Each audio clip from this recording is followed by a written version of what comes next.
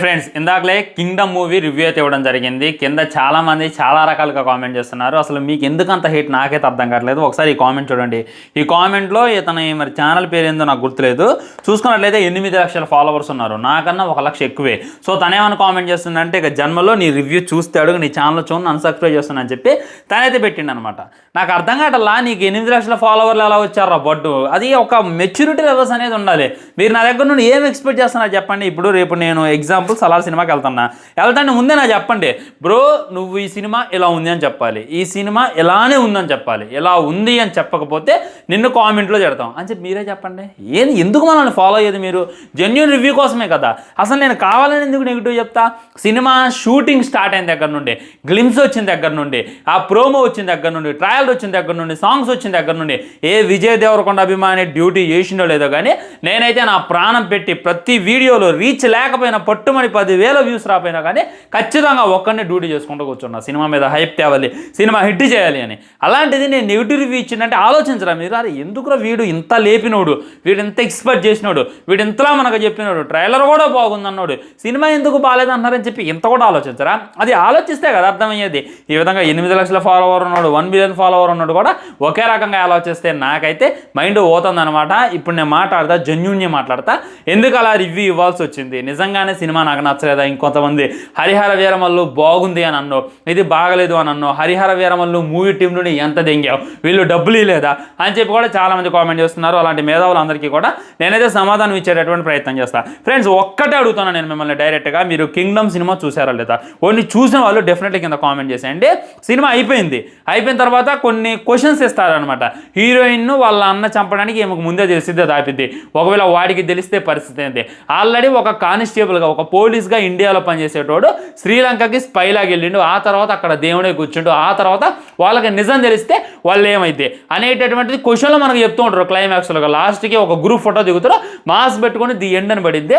ఇక్కడ మనకు అర్థమవుతుంది పార్ట్ 2 ఉంటుంది అని, ఇక్కడ మనకు అర్థమవుతుంది పార్ట్ 2 రావాలి, ఇక్కడ మనకు అర్థమవుతుంది ఈ పార్ట్ 1 మొత్తం కంప్లీట్ చేయలేదు, పార్ట్ 2 కోసం సెకండ్ హాఫ్ అంతా సాగదీశారని. అయినా కానీ కింగ్డమ్ 2 అనేటటువంటి ఒక క్యాప్షన్ వేయడానికి, కింగ్డమ్ 2 అనేటటువంటి వేయడానికి వాళ్ళు భయపడ్డారు. మూవీ మేకర్స్ భయపడ్డారు. ఎందుకు భయపడ్డారు? వాళ్ళకి తెలుసు ఈ సినిమా రిజల్ట్ ఎలా ఉంటుంది అనేటటువంటిది వాళ్ళకి తెలుసు. ఒకవేళ మేము పార్ట్ 2 అనేస్తే కాంట్రీని చూస్తారు, తిడతారు అనేటటువంటి ఉద్దేశంతో వాళ్ళు వేయలేదు అనేటటువంటిది 100% వస్తాం.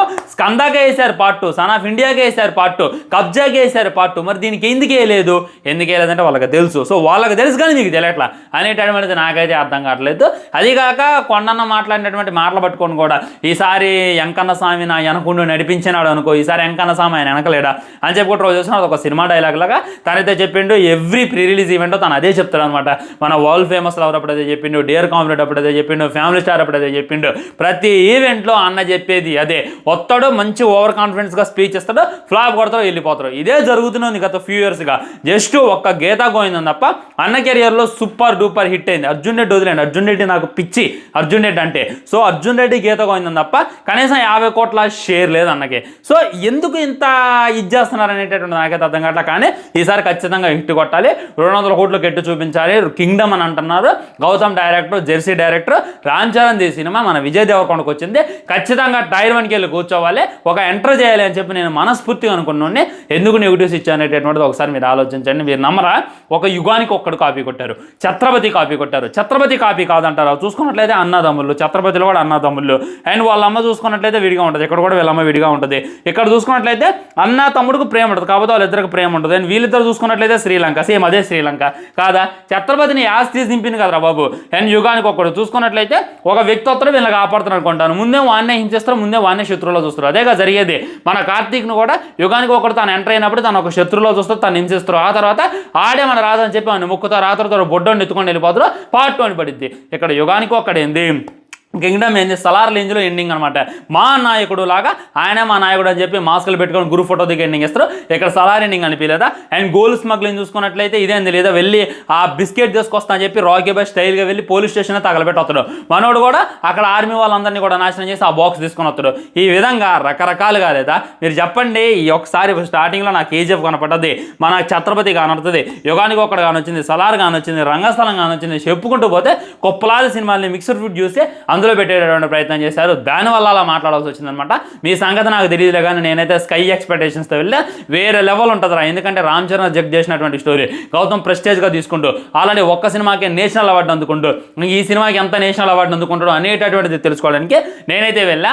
కానీ నేనైతే కంప్లీట్లీ డిసప్పాయింట్ అయ్యి బయటికి అయితే రావడం జరిగిందనమాట. ముఖ్యంగా పొటెన్షియాలిటీ ఉన్నటువంటి యాక్టర్స్ ఉన్నారు. సత్యదేవ్, నేను పెద్ద ఫ్యాన్ని. ఇందులో విజయ్ దేవరకొండ ఉన్నాడు, సత్యదేవ్ ఉన్నాడు, నాకు ఇంకా ఇష్టమైనటువంటి అనిరుద్ధ్ ఉన్నాడు. వీళ్ళు ముగ్గురు నా ఫేవరెట్. నేను బయటకు వచ్చి భజన చేయాలి, టం సినిమాలో అని చెప్పి నేనే భజన చేయాలి, కానీ చేయలేదు. ఎందుకంటే జెన్యూనిటీ పోద్ది అనేటటువంటిది. ఇంకొంతమంది హరిహర వీరమల్లు నీకు అంత నచ్చిందా అంటున్నారు. హరిహర వీరమల్లు కూడా నెగిటివ్ చెప్పినా మీరు చూడలేదా? ఎంత వైరల్ అయితేనే ఆ క్లిప్లు అవన్నీ పట్టుకొని కూడా నన్ను చాలామంది అడుగుతున్నారు. మరి ఇంత దారుణంగా చెప్పాలి భయ్య, అందులో పాజిటివ్స్ ఉన్నాయి, నెగిటివ్స్ ఉన్నాయి. ఇంకా గట్టిగా మాట్లాడితే హరిహర వీరమల్లులో లేసి విజిల్స్ వేసేటటువంటి సీన్లు చాలా ఉన్నాయి అనమాట. ఉదాహరణకి చార్మినార్ సీన్ అయినా, కుస్తీ ఫైట్ అయినా, కుస్తీ ఫైట్ అప్పుడు తలెత్తండి మన దొర కళ్ళల్లో కళ్ళు పెట్టి చూడండి అని చెప్పి వాళ్ళందరూ నడిసారుగా.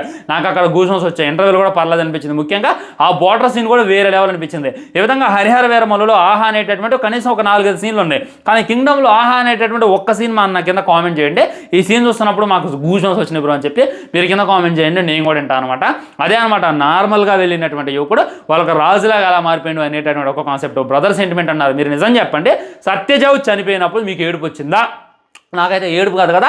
చుట్టుపక్కల ఎవడు కూడా శాడు గొల్లేడు అరుస్తున్నారు, ఇంకెంతసేపు సాగతెత్తారా అని. సత్యదేవ్ చనిపోయిండు అని అంటే మనకి ఎంత కనెక్ట్ కావాలి. రంగస్థలంలో వాళ్ళ కుమారబాబు చనిపోయినంటే ఎంత కనెక్ట్ చేస్తారు డైరెక్టర్. అలాంటిది అసలు ఇందులో ఇంకెంత కనెక్ట్ చేయాలి, అలా చేయలేదనమాట. ఇదిగో నన్ను ప్యూర్ డిసప్పాయింట్ చేసింది. ఇంకోటి ఏంటంటే ఆ హీరోయిన్ పెట్టారు. ఎందుకు భయ్యా పట్టుమని కరెక్ట్గా 5 నిమిషాలు కానరాదు మొత్తం సినిమా మొత్తం మీద.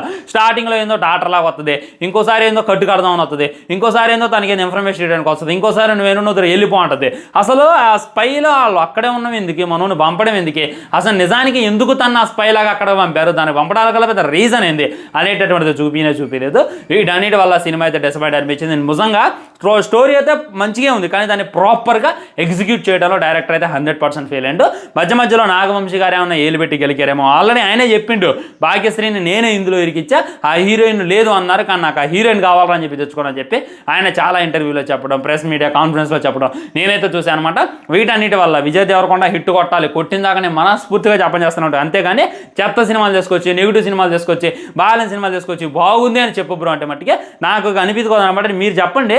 నేను ఎగ్జాక్ట్లీ లైగర్ సినిమా అప్పుడు ఇదే విధమైనటువంటి రివ్యూ ఇచ్చినప్పుడు చాలామంది కింద తిట్టారు, ఇదే రకంగా నన్ను ట్రోల్ చేశారు. కానీ కట్ చేస్తే సినిమా ఎంత డిజాస్టర్ అయింది అనేటటువంటిది మనం చూసాం. ఫ్యామిలీ స్టార్ కూడా అంతే, ఫస్ట్ చూసి సినిమా బాగుంది అన్నారు, ఆ తర్వాత ఎంత డిజాస్టర్ అయింది. ఈ రోజు కూడా నేను కింగ్డమ్ చూస్తే సినిమా బాగుంది అనేటటువంటి రివ్యూ వస్తే మళ్ళీ మీ తర్వాత చూసి అదేంది అని చెప్పి మళ్ళీ నన్ను అనేటటువంటి అవకాశాలు కూడా ఉన్నాయి. అందుకని నేనైతే జెన్యూనిటీ కోరుకుంటున్నా. ఎప్పటికైనా చెప్తున్నా, సినిమా అయితే నన్నైతే డిసప్పాయింట్ చేసింది.